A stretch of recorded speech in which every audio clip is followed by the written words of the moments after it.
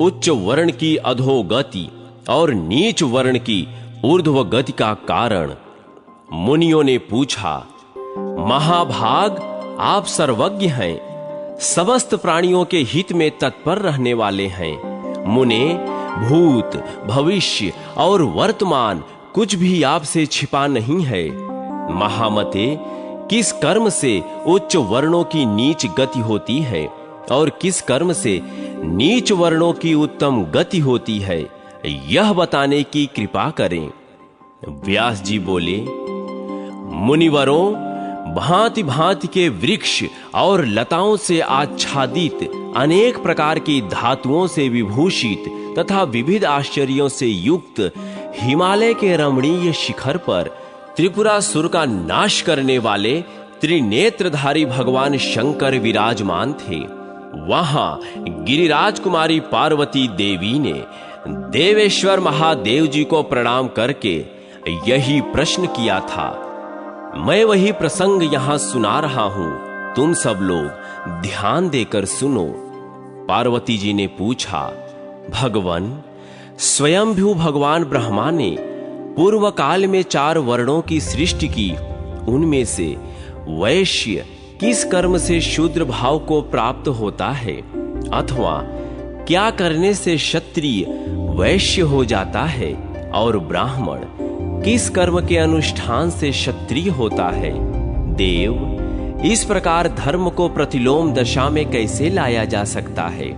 ब्राह्मण अथवा क्षत्रिय किस कर्म से शूद्र होते हैं। भूतनाथ, आप मेरे इस संशय का निवारण कीजिए।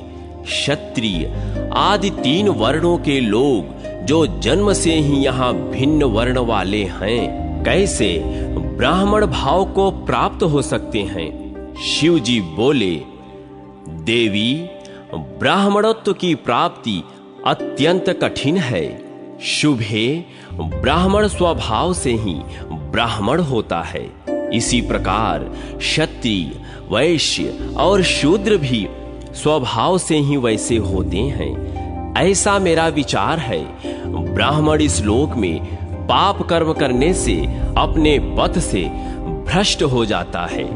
उत्तम वर्ण को पाकर भी फिर उससे नीचे गिर जाता है। जो ब्राह्मण धर्म का पालन करते हुए उसी से जीवन निर्वाह करता है, वह ब्रह्म भाव को प्राप्त होता है। परंतु जो ब्राह्मणत्व का त्याग करके क्षत्रियोचित धर्मों का सेवन करता है, वह ब्राह्मणत्व से भ्रष्ट होकर क्षत्रिय योनि में जन्म लेता है। जो विप्र लोभ और मोह का आश्रय ले अपनी मंद बुद्धि के कारण दुर्लभ ब्राह्मणत्व को पाकर भी सदा वैश्य कर्म का अनुष्ठान करता है, वह वैश्व योनि को प्राप्त होता है। अथवा यदि वैश्व शूद्रोचित कर्म करने लगता है तो वह शूद्र हो जाता है। अपने धर्म से भ्रष्ट हुआ ब्राह्मण शूद्रत्व को प्राप्त होता है। वर्ण से भ्रष्ट और बहिष्कृत होने पर वह ब्रह्मलोक से भी गिर जाता है और नरक में पड़ने के पश्चात शूद्र योनि में जन्म लेता है। महाभागे, क्षत्रिय अथवा वैश्य भी जब अपना अपना कर्म छोड़कर शूद्रोचित कर्म करने लगते हैं, तब अपने पद से भ्रष्ट होकर वर्ण संकर हो जाते हैं। ऐसे कर्म भ्रष्ट ब्राह्मण, क्षत्रिय और वैश्य तीनों शूद्र भाव को प्राप्त होते हैं। जो शूद्र ज्ञान विज्ञान से युक्त एवं पवित्र हो, अपने धर्म का पालन करते हुए जीवन निर्वाह करता है, धर्म को जानता और उसके पालन में तत्पर रहता है, वह धर्म के फल का भागी होता है। देवी, ब्रह्मा जी ने यह एक दूसरी आध्यात्मिक बात बतलाई है, जिसके पालन से धर्मकामी पुरुषों को नैष्टिक सिद्धि प्राप्त होती है। जो मनुष्य क्षत्रिय के वीर्य और शूद्र जाति स्त्री के गर्भ से उत्पन्न अथवा वर्ण संकर है, उसका अन्न अत्यंत निंदित माना गया है। इसी प्रकार एक समुदाय का अन्न श्राद्ध और सूतक का अन्न तथा शूद्र का अन्न कभी नहीं खाना चाहिए। देवी देवताओं और महात्मा पुरुषों ने शूद्र के अन्न की सदा ही निंदा की है। यह श्री ब्रह्मा जी के श्रीमुख का कथन होने के कारण अत्यंत प्रामाणिक है। जो ब्राह्मण अपने पेट में शूद्र का अन्न लिए मृत्यु को प्राप्त होता है, वह अग्निहोत्री और यज्ञ करता होते हुए भी शूद्रोचित गति को प्राप्त होता है। पेट में शूद्रान्न शेष रहने के कारण वह ब्रह्मलोक से ही भ्रष्ट हो जाता है।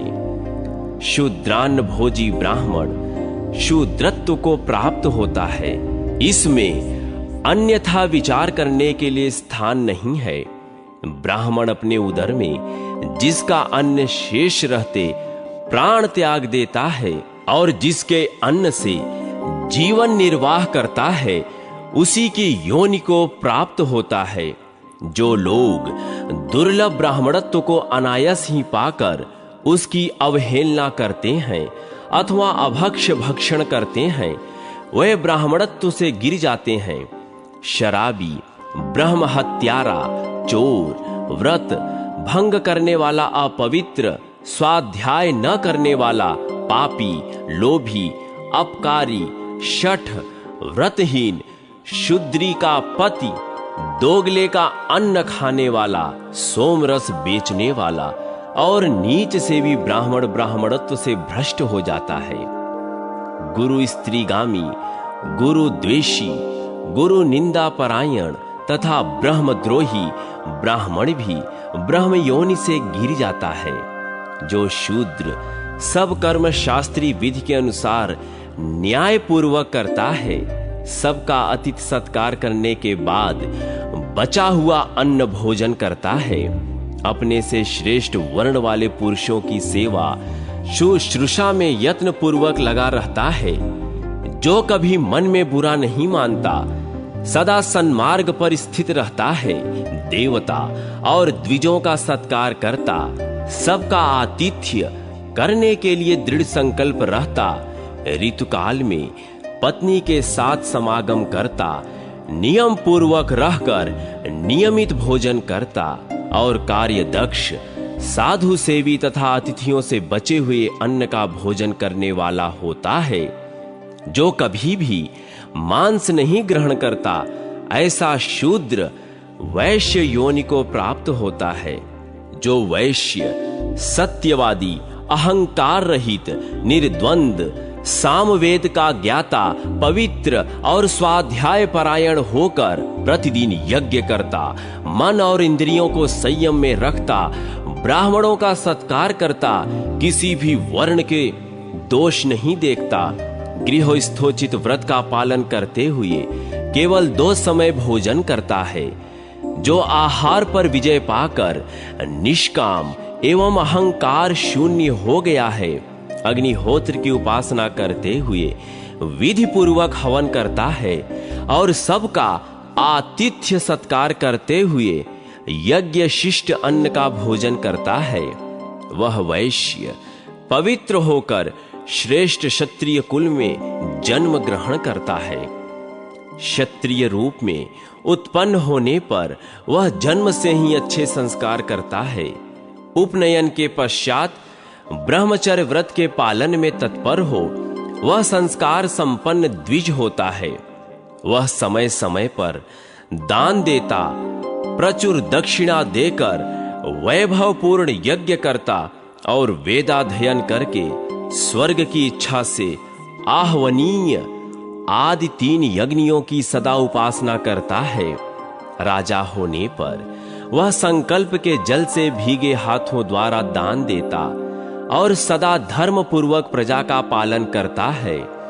स्वयं सत्यवादी होकर सदा सत्य का ही अनुष्ठान करता है, शुद्धि पर दृष्टि रखता है और धर्म दंड से युक्त हो धर्म, अर्थ एवं काम रूप त्रिवर्ग का साधन करता है। शरीर और इंद्रियों को वश में रखकर प्रजा से कर के रूप में केवल उसकी आय का 6ठा भाग ग्रहण करता है तत्वज्ञ राजा को चाहिए कि वह स्वेच्छाचारी होकर विषय भोगों का सेवन न करे, अपितु धर्म में चित्त लगाकर सदा ऋतुकाल में ही पत्नी के पास जाए। नित्य उपवास करने वाला, नियम परायण, स्वाध्यायशील तथा पवित्र रहे, सबका अतिथि सत्कार करे, धर्म, अर्थ और काम का चिंतन करते हुए सदा प्रसन्न चित्त रहे। अन्न की इच्छा रखने वाले शूद्रों को भी सदा यही उत्तर दें, भोजन तैयार है। स्वार्थ या कामना से प्रेरित होकर कोई भाव न व्यक्त करें। देवता, पितर और अतिथियों के लिए सदा सर्वदा साधन सामग्री उपस्थित रखें। अपने घर में न्यायानुकूल विधि से उपासना करें। भिक्षु को भिक्षा दें। दोनों समय विधि पूर्वक अग्निहोत्र करें तथा गौओं और ब्राह्मणों का हित साधन करने के लिए संग्राम में सम्मुख होकर प्राण दे दें। त्रिविध अग्नियों के सेवन तथा मंत्रोच्चारण पूर्वक हवन करने से पवित्र होकर क्षत्रिय भी जन्मांतर में ज्ञान विज्ञान संपन्न वेदों का पारंगत और संस्कार युक्त ब्राह्मण हो जाता है। इस प्रकार उत्तरोत्तर शुभ कर्म करने से धर्मात्मा वैश्य कर्मानुसार क्षत्रिय होता है और नीच कुल में उत्पन्न शूद्र भी उत्तम कर्म करने से संस्कार संपन्न द्विज हो जाता है। देवी, जन्म से ब्राह्मण होने पर भी जो दुराचारी और समस्त वर्ण संकरों का अन्न भोजन करने वाला है, वह ब्राह्मणत्व को त्याग कर वैसा ही शूद्र हो जाता है। इसी प्रकार शुद्धात्मा एवं जितेंद्रिय शूद्र भी शुद्ध कर्मों के अनुष्ठान से ब्राह्मण की भांति सेवन करने योग्य हो जाता है। यह साक्षात ब्रह्मा जी का कथन है।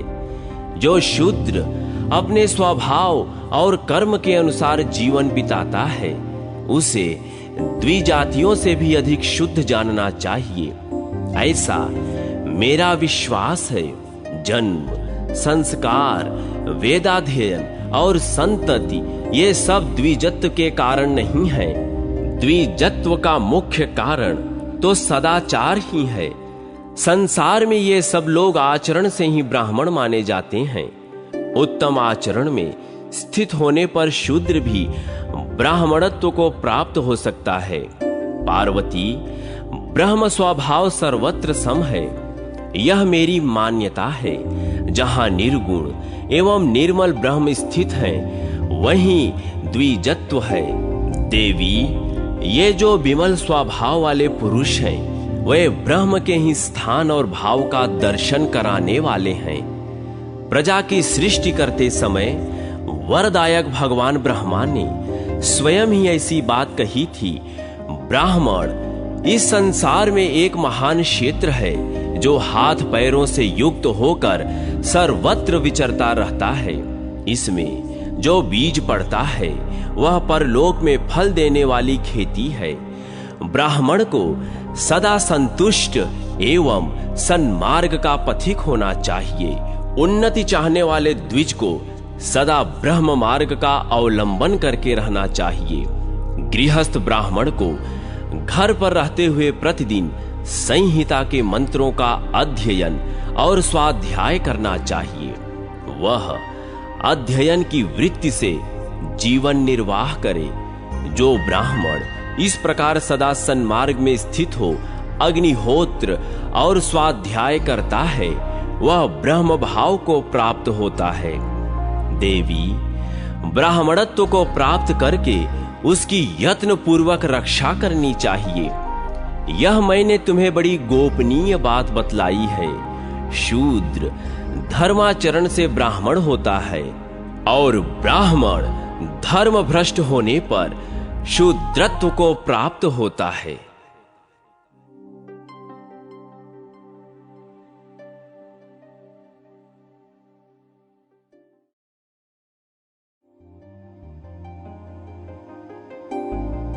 स्वर्ग और नरक में ले जाने वाले धर्माधर्म का निरूपण।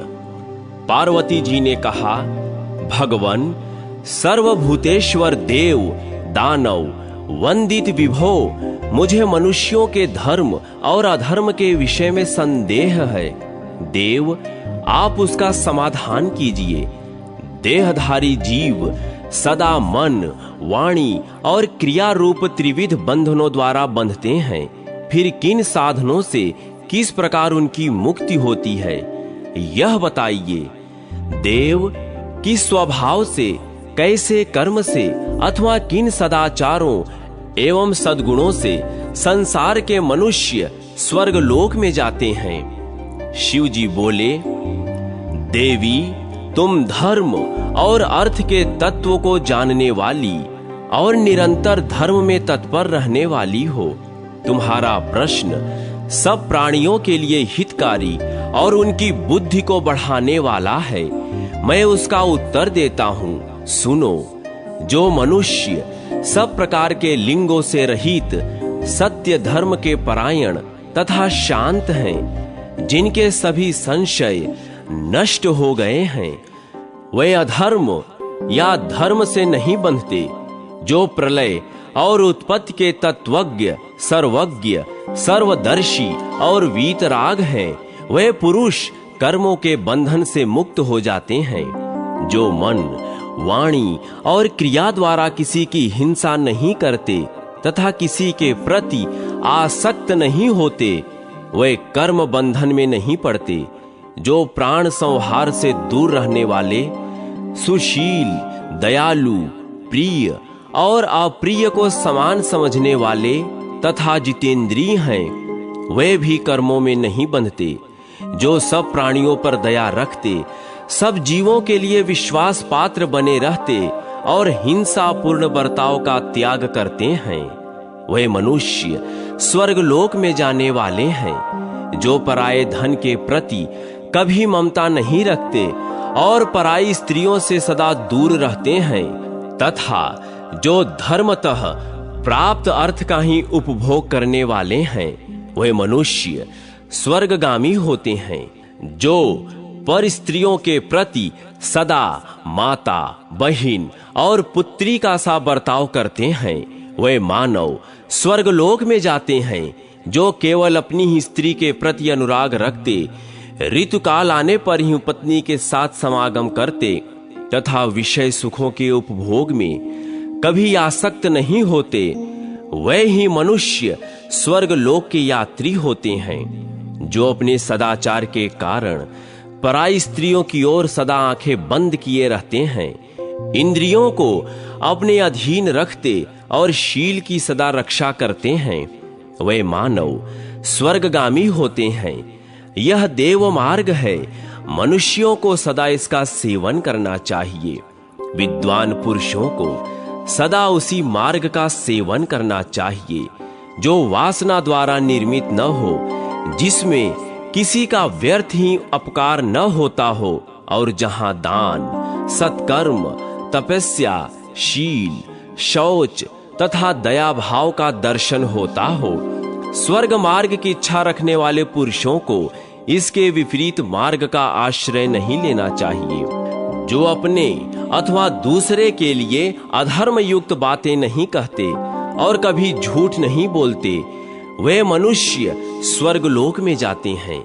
जो जीविका अथवा धर्म के लिए स्वेच्छा से ही कभी असत्य भाषण नहीं करते, अपितु स्पष्ट, कोमल, मधुर, पाप रहित एवं स्वागत पूर्ण वचन बोलते हैं, वे मनुष्य स्वर्गलोक में जाने के अधिकारी हैं। जो कठोर, कड़वी तथा निष्ठुर बातें मुंह से नहीं निकालते, चुगली नहीं खाते, साधुता से रहते हैं, कठोर भाषण और परद्रोह त्याग देते हैं तथा संपूर्ण भूतों के प्रति सम एवं जितेंद्रिय होते हैं, वे मनुष्य स्वर्गलोक में जाते हैं। जो शठों से बात नहीं करते, विरुद्ध कर्मों को त्याग देते हैं, कोमल वचन बोलते, क्रोध न करके मनोहर वाणी मुंह से निकालते और कुपित होने पर भी शांति धारण करते हैं, वे मानव स्वर्गगामी होते हैं।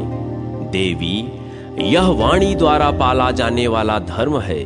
शुभ, तथा सत्य गुणों वाले विद्वान मनुष्यों को सदा इसका सेवन करना चाहिए। कल्याणी मानसिक धर्म से युक्त मनुष्य सदा स्वर्ग में जाते हैं। मैं उनका वर्णन करता हूं, सुनो। निर्जन वन में रखे हुए पराये धन पर जब दृष्टि पड़े, उस समय जो मन से भी उसे लेना नहीं चाहते वे स्वर्गगामी होते हैं। इसी प्रकार जो पराई स्त्रियों को एकांत में पाकर मन के द्वारा भी कामवश उन्हें नहीं ग्रहण करते, जो शत्रु और मित्र को सदा एक चित्त से अपनाते, शास्त्रों का अध्ययन करते, पवित्र एवं सत्य प्रतिज्ञ होते और अपने ही धन से संतुष्ट रहते हैं, जिनसे दूसरों को कष्ट नहीं पहुंचता और जिनके चित्त में सदा मैत्री का भाव बना रहता है, जो सब प्राणियों पर निरंतर दया भाव बनाए रहते हैं, वे मनुष्य स्वर्गलोक में जाने के अधिकारी हैं। जो ज्ञानवान, क्रियावान, क्षमावान, सुहृद प्रेमी, धर्माधर्म के ज्ञाता और शुभाशुभ कर्मों के फल संग्रह के प्रति उदासीन रहते हैं, जो पापियों को त्याग देते, देवताओं और द्विजों की सेवा में संलग्न रहते एवं गुरुजनों के आने पर खड़े होकर उनका स्वागत करते हैं, वे मानव स्वर्गलोक में जाते हैं। देवी, जो लोग शुभ कर्मों के फल स्वरूप स्वर्ग मार्ग पर जाते हैं, उनका मैंने वर्णन किया। अब तुम और क्या सुनना चाहती हो? पार्वती जी बोली, महेश्वर, मेरे मन में मनुष्यों के संबंध में एक और महान संशय है, अतः आप उसका भली भांति समाधान करें। प्रभो, मनुष्य किस कर्म से इस पृथ्वी पर बड़ी आयु प्राप्त करता है और किस कर्म से उसकी आयु क्षीण हो जाती है? आप कर्मों के परिणाम का वर्णन करें।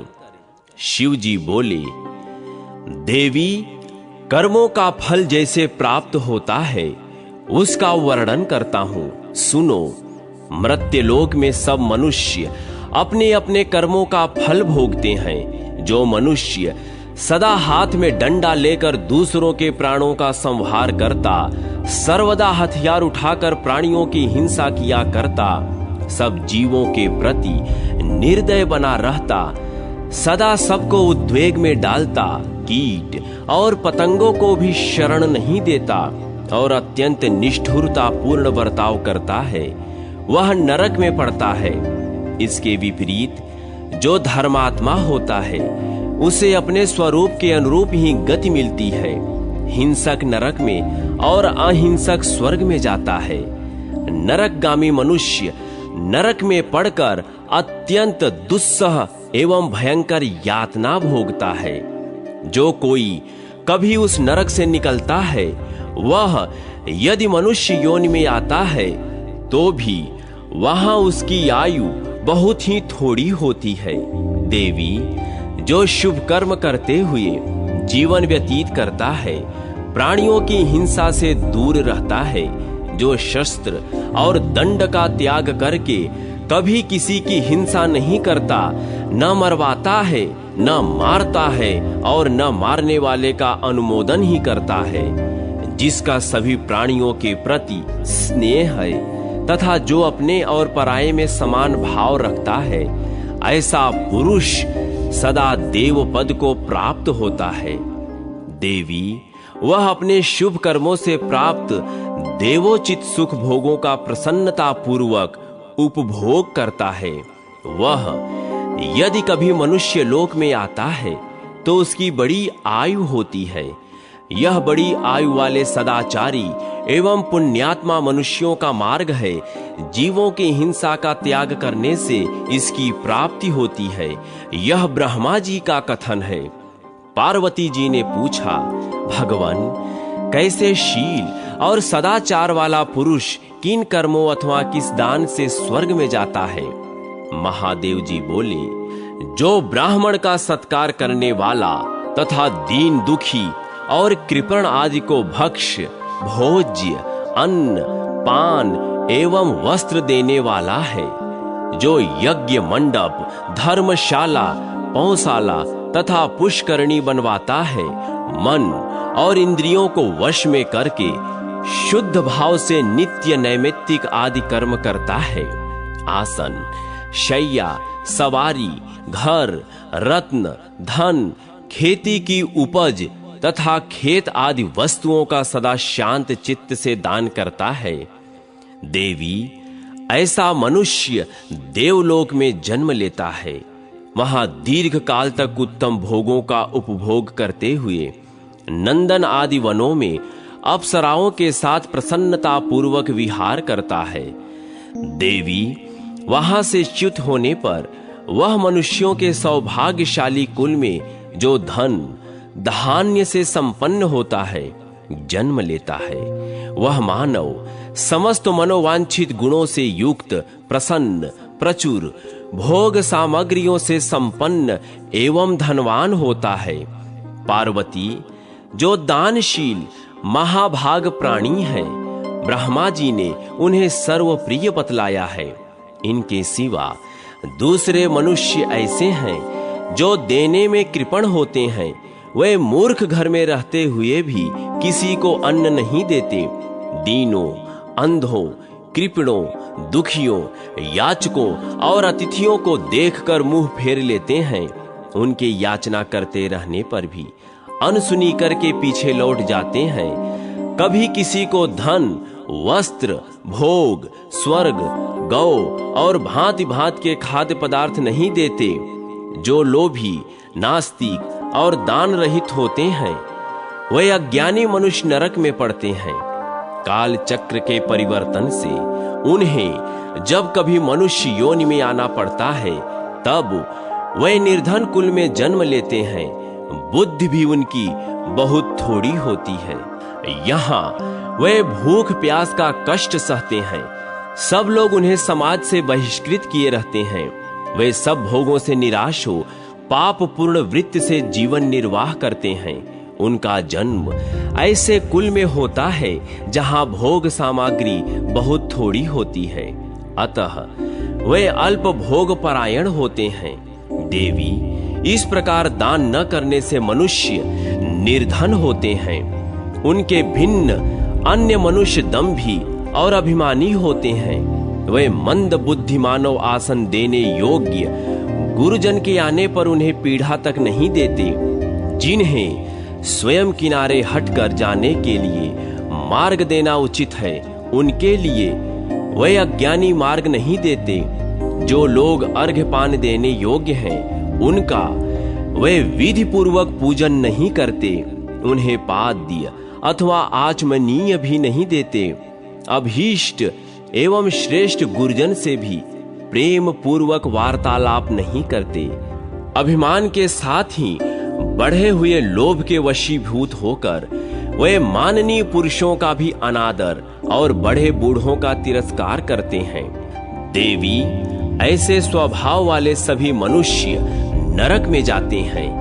यदि वे कभी उस नरक से छुटकारा पाते हैं तो बहुत वर्षों तक अन्यान्य योनियों में भटकने के बाद घृणित, अज्ञानी, चांडाल आदि के निंदित कुल में जन्म पाते हैं। गुरुजनों और वृद्ध पुरुषों को संताप देने वाले लोगों की यही गति होती है। जो न दंभी हैं, न मानी हैं, जो देवता और अतिथियों का पूजक, लोक पूज्य, सबको नमस्कार करने वाला, मधुर भाषी, सब प्रकार की चेष्टाओं से दूसरों का प्रिय करने वाला, समस्त प्राणियों को सदा प्रिय मानने वाला, द्वेष रहित, प्रसन्न मुख, कोमल स्वभाव, सबसे स्वागत पूर्वक स्नेहमय वचन बोलने वाला, प्राणियों की हिंसा न करने वाला, श्रेष्ठ पुरुषों का विधिवत सत्कार पूर्वक पूजन करने वाला, मार्ग देने योग्य पुरुषों को मार्ग देने वाला,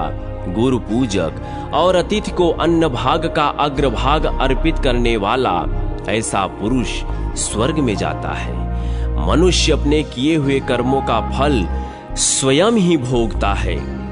यह साक्षात ब्रह्मा जी का बताया हुआ धर्म है, जिसका मैंने वर्णन किया, जिसका आचरण निर्दयता पूर्ण होता है, जो सब प्राणियों के मन में भय उपजाता है।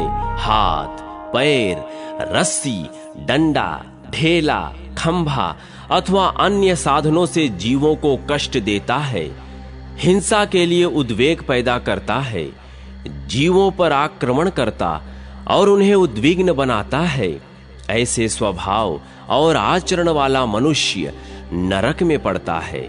वह यदि काल क्रम से मनुष्य योनि में जाता है तो अधम कुल में जन्म लेता है, जहां उसे नाना प्रकार की बाधाएं और क्लेश सहन करने पड़ते हैं। वह अधम मनुष्य अपने किए हुए कर्मों के फलस्वरूप सब लोगों का द्वेष पात्र हो जाता है। इसके विपरीत जो सब प्राणियों को दयापूर्ण दृष्टि से देखता है, सबके प्रति मैत्री भाव रखता है, पिता के समान निर्वैर होता है, दयालु होने के कारण प्राणियों को न डराता है और न मारता ही है, जिसके हाथ पैर वश में होते हैं, जो संपूर्ण जीवों का विश्वास पात्र है, रस्सी, डंडा, ढेला अथवा अस्त्र शस्त्र से किसी भी जीव को उद्वेग नहीं पहुंचाता, शुभ कर्म करता और सब पर दया रखता है, ऐसे शील और आचरण वाला मनुष्य स्वर्ग में जाता है। वहां देवताओं की भांति वह दिव्य भवन में सानंद निवास करता है। वह यदि पुण्य क्षय के पश्चात मर्त्यलोक में आता है तो मनुष्यों में क्लेश रहित एवं निर्भय होता है। वह सुख से जन्म लेता और अभ्युदयशील होता है, सुख का भागी तथा उद्वेग शून्य होता है। देवी, यह साधु पुरुषों का मार्ग है जहां किसी प्रकार की बाधा नहीं है। पार्वती जी ने पूछा, भगवान, कुछ मनुष्य उहापोह में कुशल दिखाई देते हैं, अतः कृपया बताइए किस कर्म से मनुष्य बुद्धिमान होते हैं, तथा जो लोग जन्म से ही अंधे, रोगी तथा नपुंसक देखे जाते हैं, उनके वैसे होने से क्या कारण है, यह बताने की कृपा करें। महादेव जी बोले, जो लोग वेद वेत्ता, सिद्ध तथा धर्मज्ञ ब्राह्मणों से प्रतिदिन शुभाशुभ कर्म पूछते हैं और अशुभ का त्याग करके शुभ कर्म का सेवन करते हैं, वे इस लोक में सुख से रहते और अंत में स्वर्गगामी होते हैं। ऐसे लोग जब फिर कभी मनुष्य योनि में आते हैं तब बुद्धिमान होते हैं, जिसका वेदाध्ययन यज्ञानुष्ठान में सहायक होता है, वह कल्याण का भागी होता है। जो पराई स्त्रियों पर कुदृष्टि डालते हैं, वे उस दुष्ट स्वभाव के कारण जन्मांध होते हैं। जो दूषित मन से पराई स्त्री को नंगी देखते हैं, वे पापी मनुष्य इस लोक में रोग से पीड़ित होते हैं। जो मूर्ख और दुराचारी मानव पशुआदि के साथ मैथुन करते हैं, वे मानव नपुंसक होते हैं। जो पशुओं को बांधे रखते और गुरु पत्नी गमन करते हैं, वे मनुष्य भी नपुंसक होते हैं। पार्वती जी ने पूछा, देवश्रेष्ठ, कौन सा कर्म अनित्य है? क्या करने से मनुष्य कल्याण का भागी होता है? महादेव जी बोले, जो कल्याणमय मार्ग की इच्छा रखता हुआ सदा ब्राह्मणों से उसकी जिज्ञासा करता है, जो धर्म का अन्वेषण और गुणों की अभिलाषा करता है, वह स्वर्ग में जाता है। देवी, यदि कभी वह फिर मनुष्य योनि में आता है तो मेधावी और धारणा शक्ति से युक्त होता है। यह सत्पुरुषों का धर्म सबका कल्याण करने वाला है, अतः इसी पर चलना चाहिए। यह मैंने मनुष्यों के हित के लिए बतलाया है। पार्वती जी ने पूछा, भगवान, कुछ लोग व्रत और तप से भ्रष्ट एवं राक्षस के समान देखे जाते हैं और कुछ मनुष्य यज्ञ परायण दृष्टिगोचर होते हैं। यह किस कर्म विपाक का फल है? महादेव जी ने कहा, देवी, लोक धर्म के प्रतिपादक शास्त्र और प्राचीन मर्यादा को प्रमाण मानकर जो उसका अनुसरण करते हैं, वे दृढ़ संकल्प एवं यज्ञ तत्पर देखे जाते हैं, परंतु जो मोह के वशीभूत हो अधर्म को ही धर्म बताते हैं, वे व्रत और मर्यादा का लोप करने वाले मानव ब्रह्म राक्षस होते हैं। उन्हीं में से जो लोग काल क्रम से यहाँ फिर मनुष्य योनि में जन्म लेते हैं, वे होम और वशटकार से शून्य एवं मनुष्यों में अधम होते हैं। देवी, मैंने तुम्हारे संदेह का निवारण करने के लिए यह मनुष्यों के शुभाशुभ कर्म का निरूपण किया है।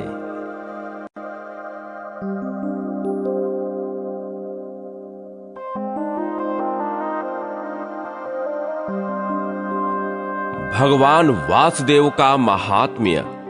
व्यास जी कहते हैं, जगन माता पार्वती अपने स्वामी की कही हुई सब बातें आदि से ही सुनकर बहुत प्रसन्न हुई। उस समय वहां तीर्थ यात्रा के प्रसंग से जो मुनि उस पर्वत पर गए थे, उन्होंने भी शूलपाणी महादेव जी का पूजन और प्रणाम करके सब लोगों के हित के लिए प्रश्न किया। मुनियों ने कहा, त्रिलोचन, आपको नमस्कार है। इस रोमांचकारी महाभयंकर संसार में अज्ञानी पुरुष चिरकाल से भटक रहे हैं। वे जन्म मृत्यु रूपी संसार बंधन से किस उपाय से मुक्त हो सकते हैं? बताइए, हम यही सुनना चाहते हैं। महादेव जी बोले, द्विजों, कर्म बंधन में बंधकर दुख भोगने वाले मनुष्यों के लिए मैं भगवान वासुदेव से बढ़कर दूसरा कोई उपाय नहीं देखता। जो शंख, चक्र और गदा धारण करने वाले भगवान वासुदेव का मन, वाणी और क्रिया द्वारा विधि पूर्वक पूजन करते हैं, वे परम गति को प्राप्त होते हैं। जिनका मन जगन में भगवान वासुदेव में नहीं लगा, उनके जीवन से और पशुओं की भांति चेष्टा से क्या लाभ हुआ? मुनियों ने कहा, सर्वलोक वंदित पिनाकधारी भगवान शंकर, हम भगवान वासुदेव का महात्म्य सुनना चाहते हैं। महादेव जी बोले, सनातन पुरुष श्री हरि ब्रह्मा जी से भी श्रेष्ठ हैं। उनका श्री विग्रह श्याम वर्ण है। उनकी कांति जाम्बुनद नामक सुवर्ण के समान है। वे मेघ रहित आकाश में सूर्य की भांति प्रकाशित होते हैं। उनके 10 भुजाएं हैं। वे महातेजस्वी और देव शत्रुओं के नाशक हैं। उनके वक्ष स्थल में श्री वत्स का चिन्ह शोभा पाता है। वे इंद्रियों के नियंता और संपूर्ण देव वृंद के अधिपति हैं। उनके उदर से ब्रह्मा का और मस्तक से मेरा प्रादुर्भाव हुआ है। सिर के बालों से नक्षत्र और ग्रह तथा रोमावलियों से देवता और असुर उत्पन्न हुए। उनके शरीर से ऋषि और सनातन लोक प्रकट हुए हैं। वह साक्षात ब्रह्मा जी तथा संपूर्ण देवताओं के निवास स्थान हैं। वे ही इस संपूर्ण पृथ्वी के रचयिता और तीनों लोकों के स्वामी हैं। स्थावर जंगम भूतों का संहार करने वाले वे ही हैं। वे देवताओं के भी देवता और रक्षक हैं। शत्रुओं को ताप देने वाले, सर्वज्ञ, सर्वस्त्रष्टा, सर्वव्यापी और सब और मुख वाले हैं। तीनों लोकों में उनसे बढ़कर दूसरी कोई वस्तु नहीं है। वे सनातन महाभाग गोविंद के नाम से विख्यात हैं। देवताओं के कार्य की सिद्धि के लिए मानव शरीर में अवतीर्ण होकर वे समस्त भूपालों का युद्ध में संहार करेंगे। भगवान विष्णु के बिना देवगण अनाथ हैं, अतः उनके बिना वे संसार में देव कार्य की सिद्धि नहीं कर सकते। संपूर्ण भूतों के नायक भगवान विष्णु समस्त प्राणियों द्वारा वंदित हैं। वे देवताओं के नाथ, कार्य कारण, ब्रह्म स्वरूप और ब्रह्म ऋषियों को शरण देने वाले हैं। ब्रह्मा जी उनकी नाभि में हैं और मैं शरीर में, संपूर्ण देवता भी उनके शरीर में सुखपूर्वक स्थित हैं। वे भगवान कमल के समान नेत्र धारण करते हैं। उनके गर्भ में श्री का निवास है। वे सदा लक्ष्मी के साथ रहते हैं। श्रांग नामक धनुष, सुदर्शन चक्र और नंदक नामक खंग उनके आयुध हैं। संपूर्ण नागों के शत्रु गरुण उनकी ध्वजा में विराजमान हैं। उत्तम शील, शौच, इंद्रिय संयम, पराक्रम, वीर्य, सुदृढ़ शरीर, ज्ञान, सरलता, कोमलता, रूप और बल आदि सभी गुणों से वे सुशोभित हैं। उनके पास संपूर्ण दिव्यास्त्रों का समुदाय है। उनके योग मायामय सहस्त्रों नेत्र हैं। वे विकराल नेत्रों वाले भी हैं। उनका हृदय विशाल है। वे अपनी वाणी से मित्रजनों की प्रशंसा करते हैं। कुटुंबी और बंधुजनों के प्रेमी हैं। क्षमाशील, अहंकार शून्य और वेदों का ज्ञान प्रदान करने वाले हैं। वे भयातुरों के भय का अपहरण और मित्रों के आनंद की वृद्धि करने वाले हैं। समस्त प्राणियों को शरण देने वाले और दीनों के पालक हैं। शास्त्रों के ज्ञाता और ऐश्वर्य संपन्न हैं। शरण में आए हुए मनुष्यों के उपकारी और शत्रुओं को भय देने वाले हैं। नीतिज्ञ, नीति संपन्न, ब्रह्मवादी, जितेंद्रिय और उत्कृष्ट बुद्धि से युक्त हैं। वे देवताओं के अभ्युदय के लिए महात्मा मन के वंश में अवतार लेंगे। उस अवतार में वे ब्राह्मणों का सत्कार करने वाले ब्रह्म स्वरूप और ब्राह्मणों के प्रेमी होंगे। यदकुल में अवतीर्ण भगवान श्री कृष्ण राजगृह में जरासंध को जीतकर उसकी कैद में पड़े हुए राजाओं को छुड़ाएंगे। पृथ्वी के समस्त रत्न उनके पास संचित होंगे। वे अत्यंत पराक्रमी होंगे। भूतल पर दूसरा कोई वीर उन्हें पराक्रम द्वारा परास्त न कर सकेगा। वे विक्रम से संपन्न समस्त राजाओं के भी राजा और वीर मूर्ति होंगे। भगवान वासुदेव द्वारका में रहते हुए दुर्बुद्धि दैत्यों को पराजित करके इस पृथ्वी का पालन करेंगे। आप सब लोग ब्राह्मणों तथा श्रेष्ठ पूजन सामग्रियों के साथ भगवान की सेवा में उपस्थित हो। सनातन ब्रह्मा जी की भांति उनका यथा योग्य पूजन करें। जो मेरा तथा पितामह ब्रह्मा का दर्शन करना चाहता हो, उसे परम प्रतापी भगवान वासुदेव का दर्शन अवश्य करना चाहिए। उनका दर्शन होने से मेरा भी दर्शन हो जाता है। इसमें कोई अन्यथा विचार नहीं करना चाहिए। तपोधनो, भगवान वासुदेव ही ब्रह्मा हैं, ऐसा जानो। जिन पर कमल नयन भगवान विष्णु प्रसन्न होंगे, उन पर ब्रह्म सहित संपूर्ण देवता भी प्रसन्न हो जाएंगे। संसार में जो मानव भगवान केशव की शरण लेगा, उसे कीर्ति, यश और स्वर्ग की प्राप्ति होगी। इतना ही नहीं, वह धर्मात्मा होने के साथ ही धर्म का उपदेश करने वाला आचार्य होगा। महातेजस्वी भगवान विष्णु ने प्रजा वर्ग का हित करने की इच्छा से धर्मानुष्ठान के लिए कोटि कोटि ऋषियों को उत्पन्न किया। वे सन्नत कुमार आदि ऋषि गंधमादन पर्वत पर विधि पूर्वक तपस्या में संलग्न रहे। इसलिए धर्मज्ञ एवं प्रवचन कुशल भगवान विष्णु सबके लिए नमस्कार करने योग्य हैं। वे वंदित होने पर स्वयं वंदना करते हैं और सम्मानित होने पर स्वयं भी सम्मान देते हैं।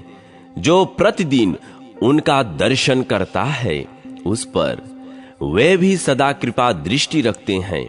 जो उनकी शरण में जाता है, उसकी ओर वे भी बढ़ आते हैं। जो उनकी अर्चना करता है, उसकी वे भी सदा अर्चना करते हैं। इस प्रकार आदिदेव भगवान विष्णु अनित्य हैं। साधु पुरुषों ने उनकी आराधना के लिए बड़ी भारी तपस्या की है। देवताओं ने भी सनातन देव श्री हरि का सदा ही पूजन किया है। भगवान के अनुरूप निर्भयता से युक्त हो उनकी शरण में जाकर उनकी आराधना में मन लगाया है। संपूर्ण द्विजों को ये चाहिए कि वे मन, वाणी और क्रिया द्वारा भगवान देवकी नंदन की सेवाओं में उपस्थित हों, यत्न पूर्वक उनका दर्शन और नमस्कार करें। मुनिवरों, मैंने इसी मार्ग का अनुष्ठान किया है। उन सर्व देवेश्वर भगवान का दर्शन कर लेने पर संपूर्ण देवताओं का दर्शन हो जाता है। उन महावराह रूपधारी सर्वलोक पितामह जगतपति भगवान विष्णु को मैं नित्य प्रति प्रणाम करता हूं। उन्हीं श्री कृष्ण के बड़े भाई हलधर बलराम जी होंगे, जिनका श्वेत गिरि के समान गौर वर्ण होगा। इस पृथ्वी को धारण करने वाले शेषनाग ही उनके रूप में अवतीर्ण होंगे। वे भगवान शेष बड़ी प्रसन्नता के साथ सर्वत्र विचरण करते हैं। वे अपने फण से पृथ्वी को लपेट कर स्थित हैं। ये जो भगवान विष्णु कहलाते हैं, वे ही इस पृथ्वी को धारण करने वाले भगवान अनंत हैं। जो बलराम हैं, वही समस्त इंद्रियों के स्वामी धरणीधर अच्युत हैं। वे दोनों पुरुष सिंह दिव्य रूप एवं दिव्य पराक्रमी हैं। उन दोनों का दर्शन और आदर करना चाहिए। वे क्रमशः चक्र और हल धारण करने वाले हैं। तपोधनो, मैंने तुम लोगों से भगवान के अनुग्रह का यह उपाय बताया है। अतः तुम सब लोग प्रयत्न पूर्वक यदुश्रेष्ठ भगवान वासुदेव का पूजन करो।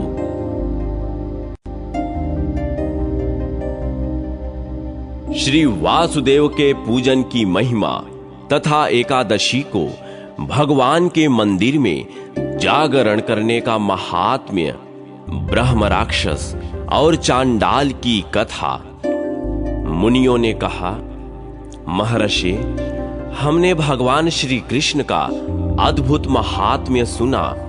वह सब पापों को दूर करने वाला, पुण्यमय, धन्य एवं संसार बंधन का नाश करने वाला है। महामुने, श्री वासुदेव के पूजन में संलग्न रहने वाले मनुष्य उनका विधि पूर्वक भक्ति भाव से पूजन करके किस गति को प्राप्त होते हैं? व्यास जी बोले, मुनिवरों, तुमने बहुत अच्छी बात पूछी है। यह वैष्णवों को सुख देने वाला विषय है। ध्यान देकर सुनो। वैष्णवों के लिए स्वर्ग और मोक्ष दुर्लभ नहीं है। वैष्णव पुरुष जिन जिन दुर्लभ भोगों की अभिलाषा करते हैं, उन सब को प्राप्त कर लेते हैं। जैसे कोई पुरुष कल्प वृक्ष के पास पहुंच जाने पर अपनी इच्छा के अनुसार फल पाता है, उसी प्रकार भगवान श्री कृष्ण से संपूर्ण अभीष्ट वस्तुओं की प्राप्ति होती है। भक्त मनुष्य श्रद्धा और विधि के साथ जगत गुरु भगवान वासुदेव का पूजन करके धर्म, अर्थ, काम और मोक्ष चारों पुरुषार्थों के फलस्वरूप स्वयं भगवान को प्राप्त कर लेते हैं। जो लोग सदा भक्ति पूर्वक अविनाशी वासुदेव की पूजा करते हैं, उनके लिए तीनों लोकों में कुछ भी दुर्लभ नहीं है। संसार में वे मनुष्य धन्य हैं जो समस्त मनोवांछित फलों के देने वाले सर्व पापहारी श्री हरि का सदा पूजन करते हैं। ब्राह्मण, क्षत्रिय, वैश्य, स्त्री, शूद्र और अंत्यज्य सभी सुरश्रेष्ठ भगवान वासुदेव का पूजन करके परम गति को प्राप्त होते हैं। दोनों पक्षों की एकादशी को उपवास पूर्वक एकाग्र चित्त हो विधि पूर्वक स्नान करके धुले हुए वस्त्र पहने, इंद्रियों को अपने काबू में रखें और पुष्प, गंध, धूप, दीप, नैवेद्य, नाना प्रकार के उपहार, जप, होम, प्रदक्षिणा, भांति भांति के दिव्य स्तोत्र, मनोहर गीत, वाद्य, दंडवत प्रणाम तथा जय शब्द के उच्चारण द्वारा श्रद्धा पूर्वक भगवान विष्णु की विधिवत पूजा करें। पूजन के पश्चात रात्रि में जागरण करके श्री कृष्ण का चिंतन करते हुए उनकी कथा वार्ता करें अथवा भगवत संबंधी पदों का गान करें। यों करने वाला मनुष्य भगवान विष्णु के परम धाम को जाता है, इसमें तनिक भी संदेह नहीं है। मुनियों ने पूछा, महामुने, भगवान विष्णु के लिए जागरण करके गीत गाने का क्या फल है, उसे बताइए। उसका श्रवण करने के लिए हमारे मन में बड़ी उत्कंठा है। व्यास जी बोले, मुनिवरों, भगवान विष्णु के लिए जागरण करते समय गान करने का जो फल बताया गया है उसका क्रमशः वर्णन करता हूं। सुनो। इस पृथ्वी पर अवंती नाम से प्रसिद्ध एक नगरी थी, जहां शंख, चक्र और गदा धारण करने वाले भगवान विष्णु विराजमान थे। उस नगरी के किनारे एक चांडाल रहता था जो संगीत में कुशल था। वह उत्तम वृत्ति से धन पैदा करके कुटुंब के लोगों का भरण पोषण करता था। भगवान विष्णु के प्रति उसकी बड़ी भक्ति थी। वह अपने व्रत का दृढ़ता पूर्वक पालन करता था। प्रत्येक मास की एकादशी तिथि को वह उपवास करता और भगवान के मंदिर के पास जाकर उन्हें गीत सुनाया करता था। वह गीत भगवान विष्णु के नामों से युक्त और उनकी अवतार कथा से संबंध रखने वाला होता था। गांधार, षडज, निषाद, पंचम और धैवत आदि स्वरों से वह रात्रि जागरण के समय विभिन्न गाथाओं द्वारा श्री विष्णु का यशोगान करता था। द्वादशी को प्रातः काल भगवान को प्रणाम करके अपने घर आता और पहले दामाद, भांजे और कन्याओं को भोजन कराकर पीछे स्वयं सपरिवार भोजन करता था।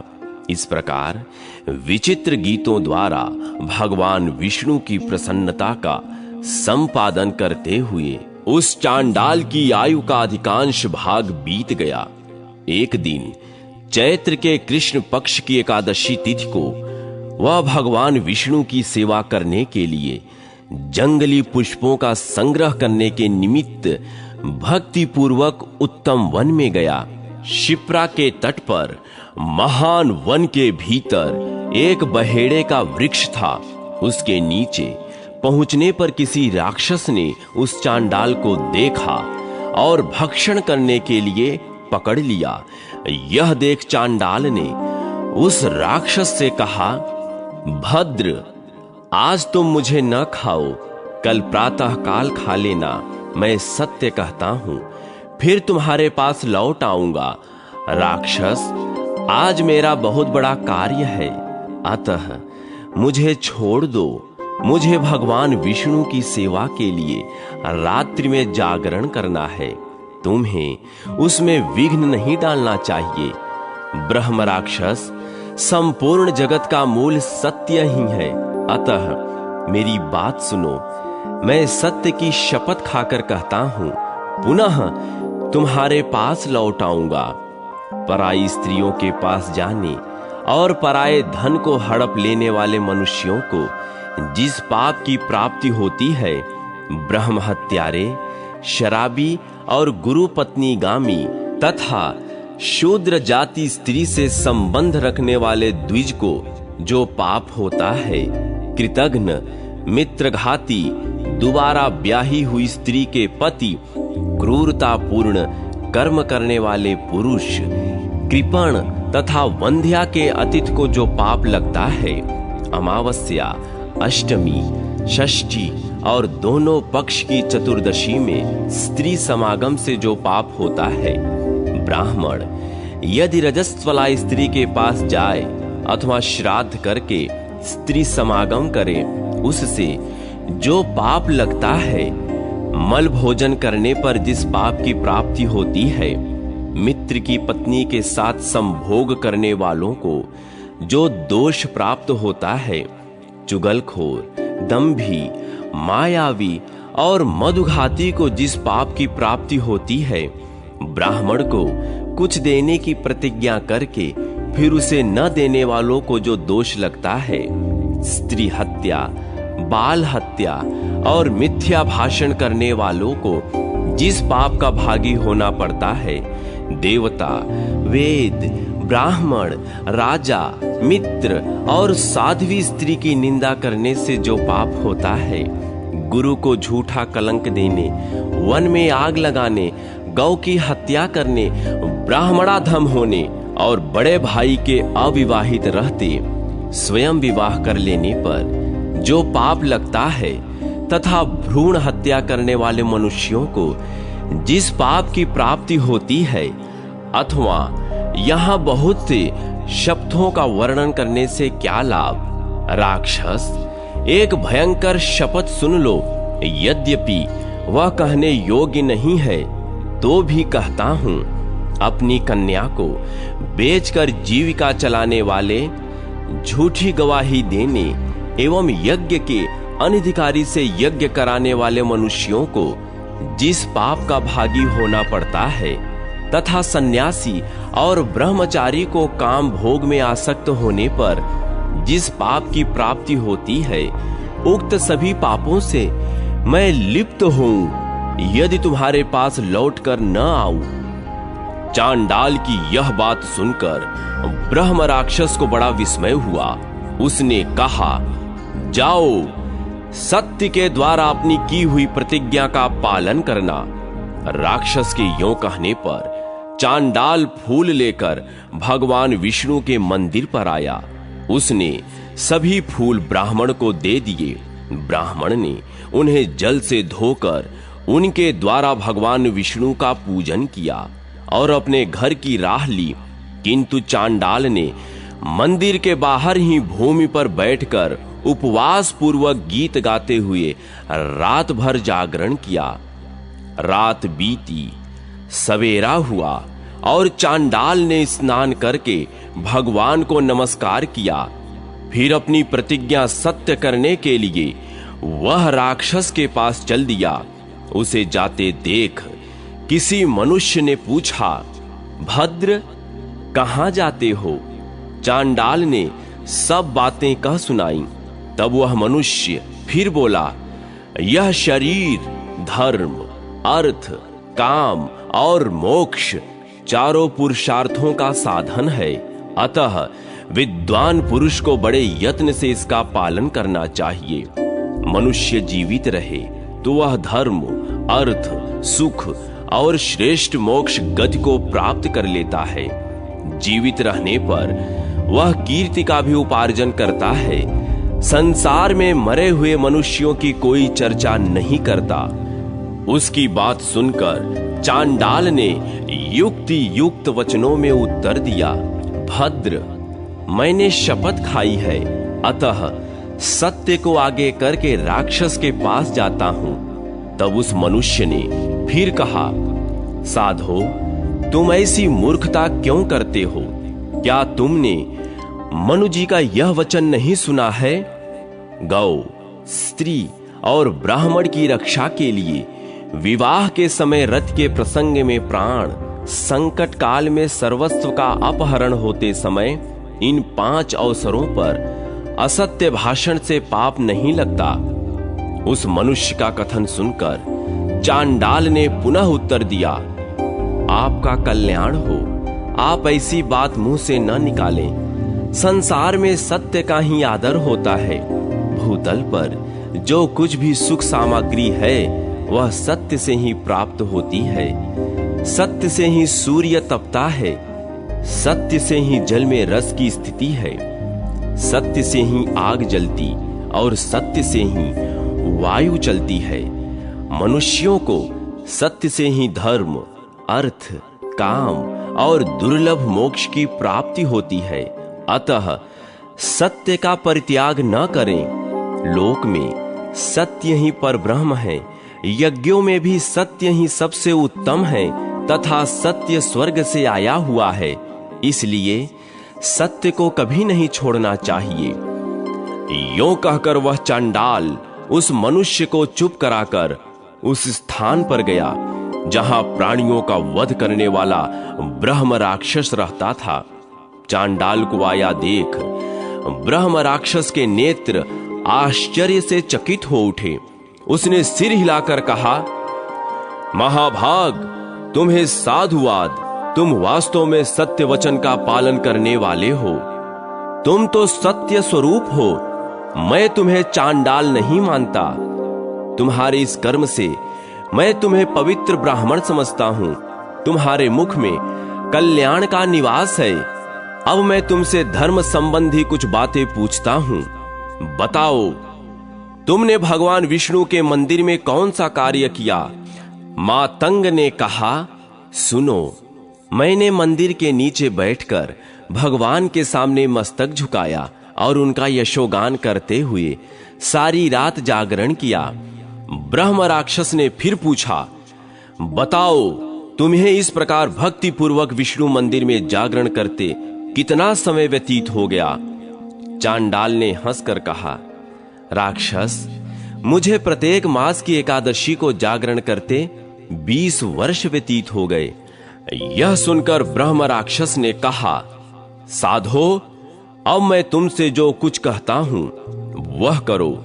मुझे एक रात के जागरण का फल अर्पण करो। महाभाग, ऐसा करने से तुम्हें छुटकारा मिल जाएगा, अन्यथा मैं 3 बार सत्य की दुहाई देकर कहता हूं कि तुम्हें कदापि नहीं छोड़ूंगा। यों कहकर वह चुप हो गया। चांडाल ने कहा, निशाचर, मैंने तुम्हें अपना शरीर अर्पित कर दिया है, अतः अब दूसरी बात करने से क्या लाभ? तुम मुझे इच्छानुसार खा जाओ। तब राक्षस ने फिर कहा, अच्छा, रात के 2 ही पहर के जागरण और संगीत का पुण्य मुझे दे दो। तुम्हें मुझ पर कृपा करनी चाहिए। यह सुनकर चांडाल ने राक्षस से कहा, यह कैसी बेसिर पैर की बात करते हो? मुझे इच्छानुसार खा लो, मैं तुम्हें जागरण का पुण्य नहीं दूंगा। चांडाल की बात सुनकर ब्रह्म राक्षस ने कहा, भाई, तुम तो अपने धर्म कर्म से सुरक्षित हो। कौन ऐसा अज्ञानी और दुष्ट बुद्धि का पुरुष होगा जो तुम्हारी ओर देखने, तुम पर आक्रमण करने अथवा तुम्हें पीड़ा देने का साहस कर सके?